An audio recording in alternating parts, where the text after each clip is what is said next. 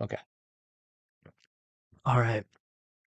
One of my most requested films to cover is I Still Know What You Did Last Summer. 1998, made 1 year after I Know What You Did Last Summer, which is one of my favorite films, written by Kevin Williamson, who is one of my favorite people. I think he's probably the most brilliant postmodern artist who worked within pop culture, pop media during the 90s. I think his work is it's extraordinary. It's changed my life a lot. Be it through Dawson's Creek, Scream, I Know What You Did Last Summer, The Faculty, or Teaching Mrs. Tingle. I think he's outrageously uh, fascinating. So I understand and I like that I've been asked about my thoughts concerning I Still Know What You Did Last Summer. It's on brand, you know. I'm happy that you're asking. It at least shows me that you can tell what movies that I'm obsessed with. Awesome.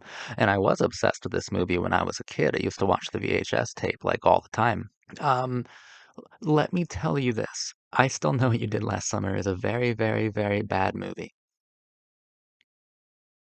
And one of the reasons I hadn't made an analysis video of it is because it would be kind of difficult to dredge up shit to really say about it.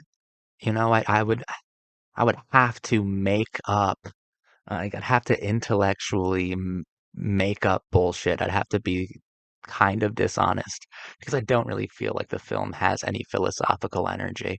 Not really. The first I Know What You Did Last Summer, I mean, I have a whole video analysis about it, a whole critique. I'm not going to go into it completely, but just to kind of remind us. I mean, and it is important since we're talking about its direct sequel to talk about the themes of the first film. There were so many. With every Kevin Williamson project had layers upon layers of postmodern integrity, themes, aesthetics, motifs, statements. It had so much shit. So it's even daunting me trying to condense my reading of I Know What You Did Last Summer. That's really difficult to do because there's so fucking much there. Holy shit, though, I've dug this hole. It's time for me to climb out of it. Oh, okay. I'm fucked. I Know What You Did Last Summer is essentially a film about the evils of responsibility, which is best expressed in a masculine figure of torment. Responsibility is absolutely vicious, absolutely evil, and absolutely masculine in Kevin Williamson's film. Kevin Williamson even based I Know He Did Last Summer in a fishing village because his father was a fisherman, which is definitely saying some sort of like psychological, maybe even Freudian things about his own father, especially since in the film, when we're first told about the story of the fisherman, the urban legend from Barry, uh, I think Barry told it, or Ray did. It was one of the dudes. I don't remember perfectly well who said it. Probably was Ray. But Julie is the one who is able to deconstruct it, interpret it, and give us the tools necessary to read large parts of the film. When she says that it's a phallic symbol, the hook is a symbol for like for male power or male castration, right? A removal of male power.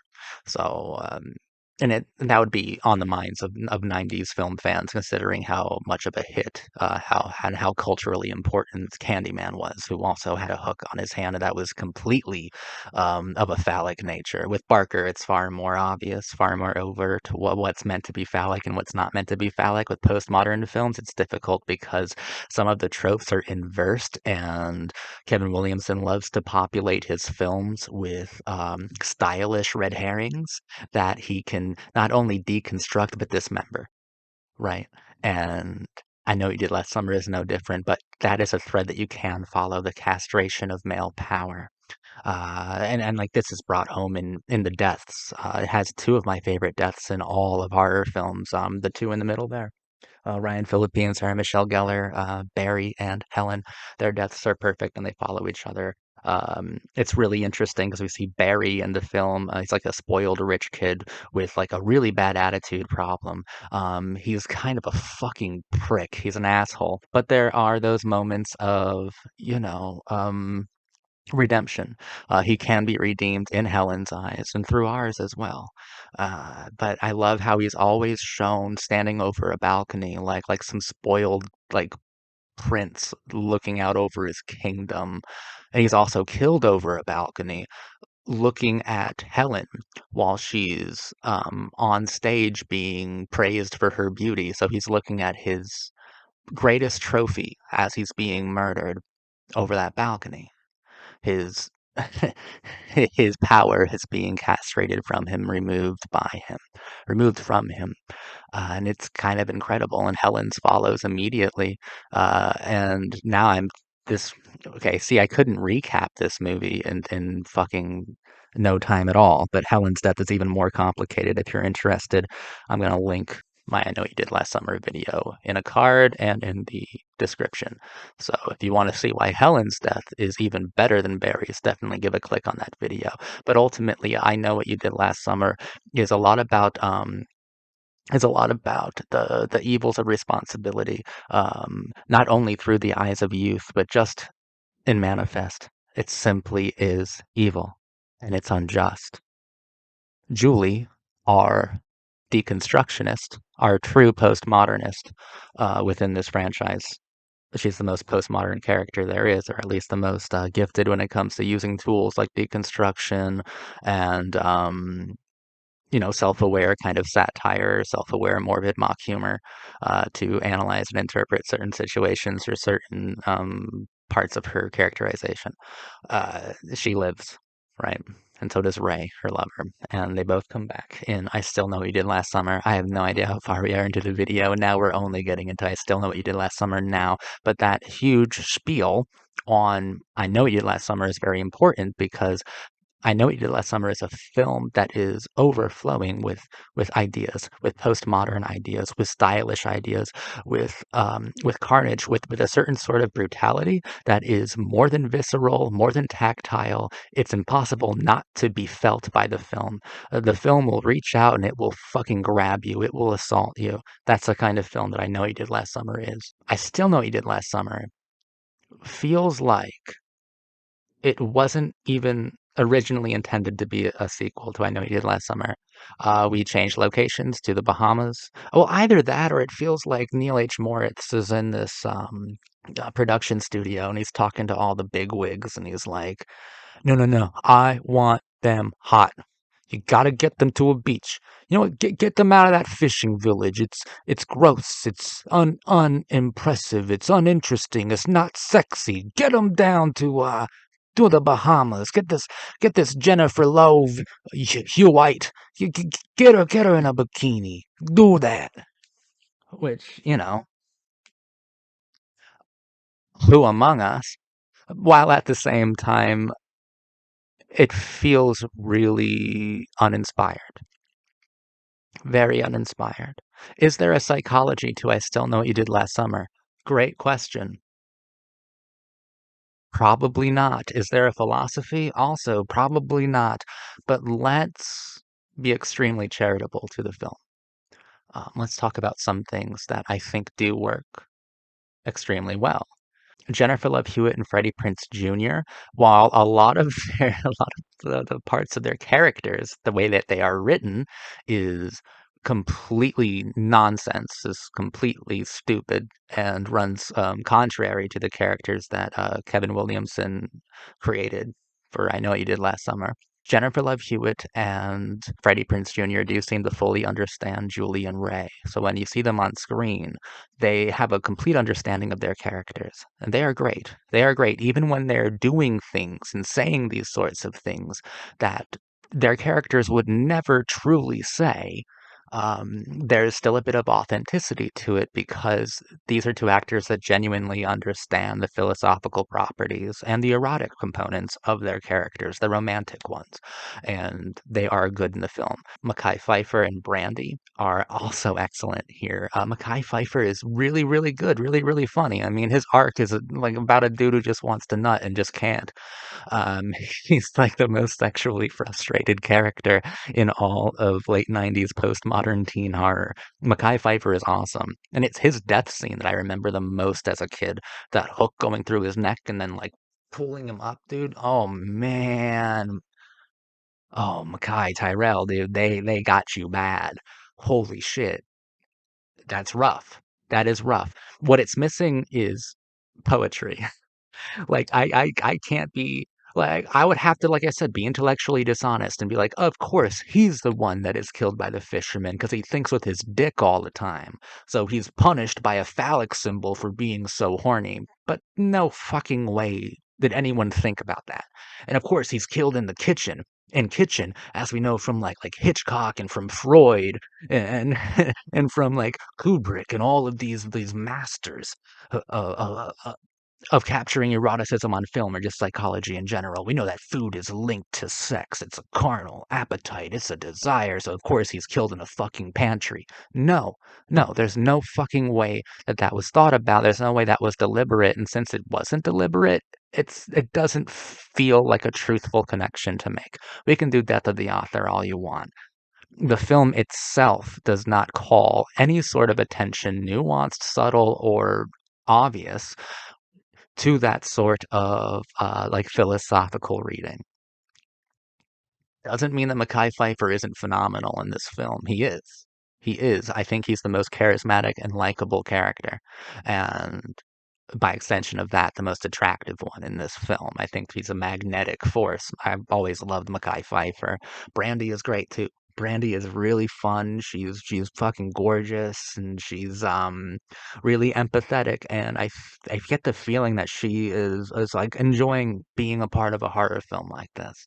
And she has great reactions, she has great moments and you know, you don't want to see anything bad happen to any of the four people on this box. You know, the problems with characters, I mean, are the fact that these two are completely like butchered by this film. Try following Ray's storyline. It's the dumbest, most ill-conceived fucking arc I've seen in a horror movie in a very long time. What is he thinking? Like, I am okay going an extra mile for some of these movies. But the amount of disbelief that you have to suspend in order to believe Ray's quest to save Julie from the Bahamas, from like a fishing village in Massachusetts or North Carolina, I'm not even going to justify it with an analysis with a critique of his arc. It's bullshit. It's a dumb arc. It's a dumb arc. Clearly, this film is some sort of Frankenstein's monster, where there was a script about kids who went off to the Bahamas and got stalked, and they're like, "Oh, but you need conflict, and you need Ray there." Oh shit. Well, what if we killed Ray in the first 5 minutes? No, no, no, no, no, no. That's Freddie Prinze Jr. You can't do that. Can't do that. What if he gets attacked? What if his friend John Hawkes gets his jugular jugulated? What if we kill John Hawkes and then like Freddie Prinze Jr. like escapes from the hospital and escapes from cops and robs pawn shops and then steals a boat from a man at gunpoint and goes and fucking drives a boat through a storm to the Bahamas. How about fuck you? Is that an idea? This film is like, okay, so there's a new character called Will, played by Matthew Settle, who this is saying nothing against the actor. He did what he was hired to do adequately. He was fine. Um, but he was hired to be Ben Willis's son. Muse Watson does return to play the fisherman, and I think he's great. I think he's an unsung icon. I do think that the fisherman is one of the best boogeymen of horror. Period. I love the fisherman. Awesome. Great. Fuck. You can tell I'm going to say something hurtful because I keep repeating awesome and great in ways that are both sarcastic and meaningful. Will Benson? Benson! Fuck you, dude. Fuck you. Fuck you, fuck you, fuck you, fuck you. That's the dumbest shit I've ever seen.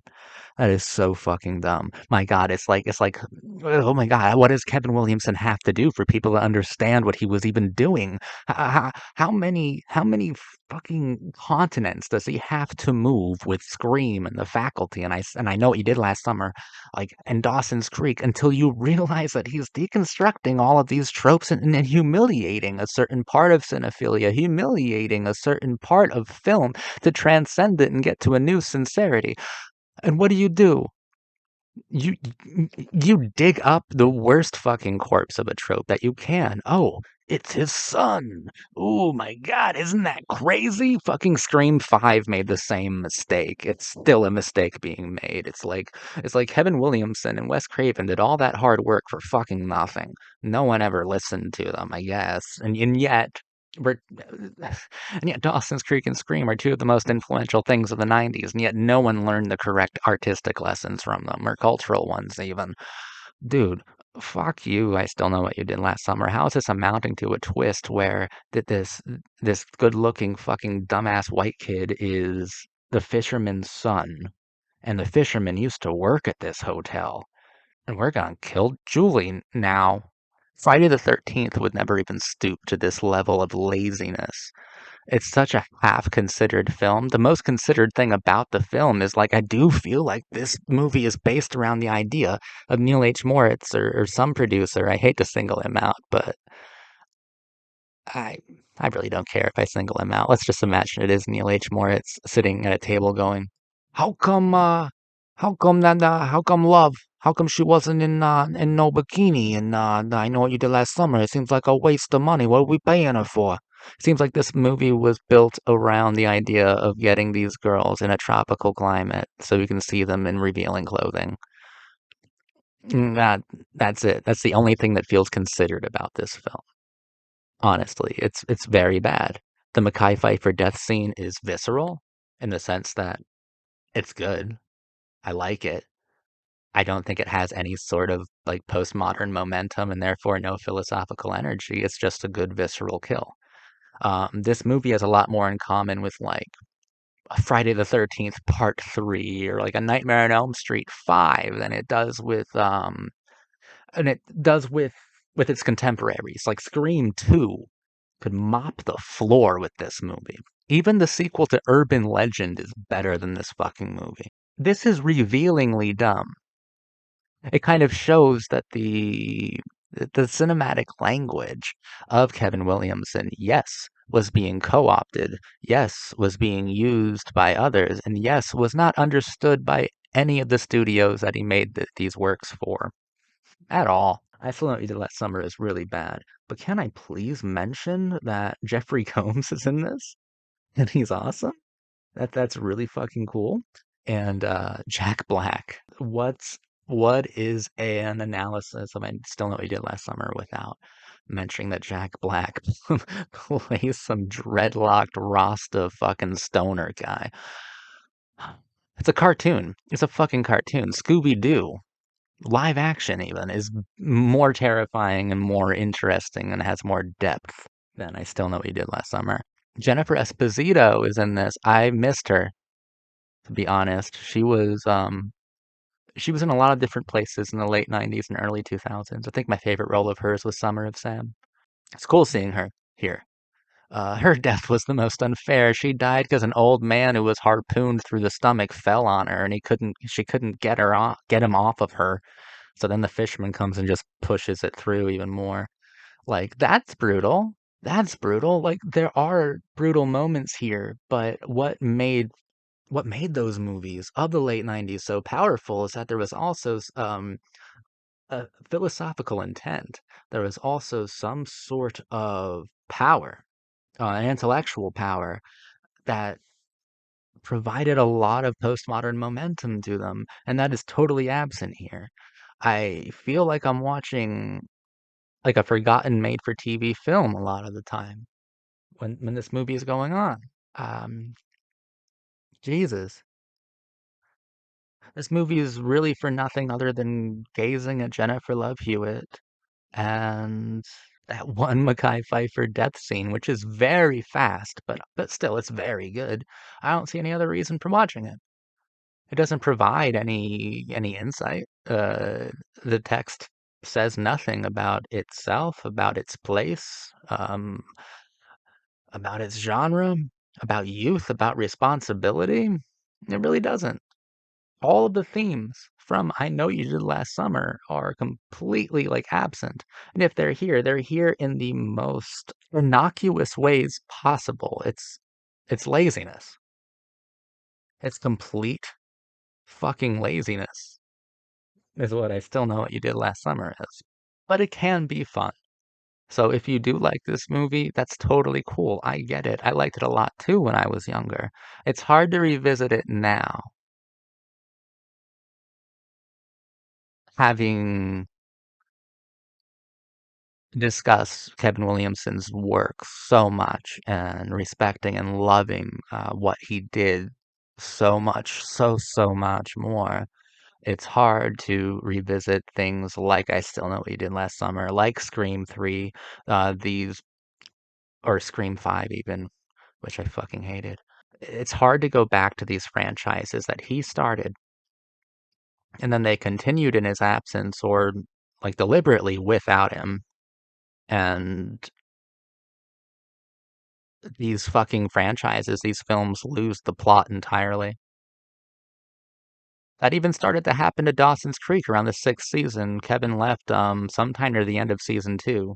And the writers over there were still fucking killing it for a few more seasons, but then around the end of season five and then most of season six they lost it. But Kevin Williamson came back to actually end the show himself and made for some of my favorite moments of the series for the series finale. All good things come to an end. I still know what you did last summer. You can view it as a ghost story. You can view it as like the author, the thinker, the genius who wasn't there. The ghost of Kevin Williamson permeates every scene and haunts every corner of the film. What could have been? I don't know. Anything would have been better than this, honestly. Danny Cannon, Terry Calloway. I'm not fucking impressed by you at all. There is a music video on here of Jennifer Love Hewitt for How Do I Deal, and it's cute. I like it. That's fun. But that's it. I'm your cult boyfriend talking about still know what you did last summer. Hmm. I'm so fucking refined. Jennifer Love Hewitt in a bikini, you say? Insipid. Sounds a bit trite.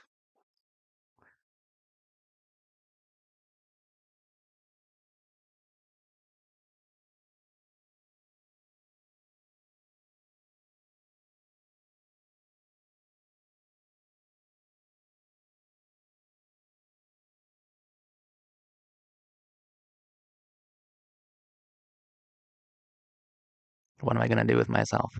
She put me through puberty. That VHS tape. Jesus Christ. End it.